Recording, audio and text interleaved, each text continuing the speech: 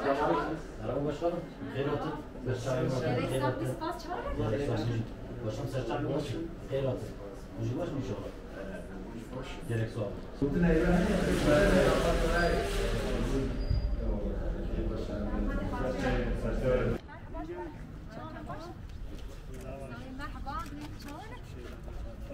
Ama aynı zamanda vatandaşı da düşünecek. Ortak bir sözcü bir anlayış da biz zaten.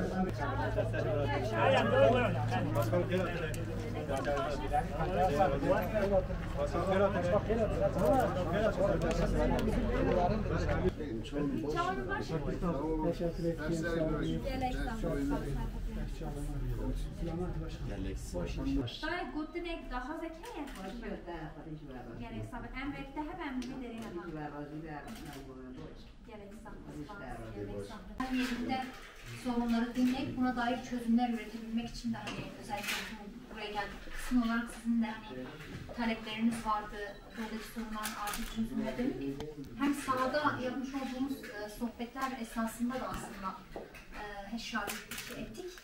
Hem de birazdan çalışma yürüten bölgelerde incelemeler yaptığımızda da aslında diğer yerlerde ihtiyaçlar doğrultusunda yeni planlamalar çıkarmak açısından da bir araya gelmeye ihtiyacı duyduk. Buradan esnafımızı tek tek ziyaret ettik. Hakikaten esnafımızdaki o büyük memnuniyeti yerinde de gördük. Özellikle eş başkanlarımız hakkındaki memnuniyetleri, belediye meclisi, belediyede emek veren arkadaşlarımızın memnuniyetini halkımız dile getirdi. Bu tabii aslında bu memnuniyetler bizim sorumluluklarımızı daha da arttırıyor.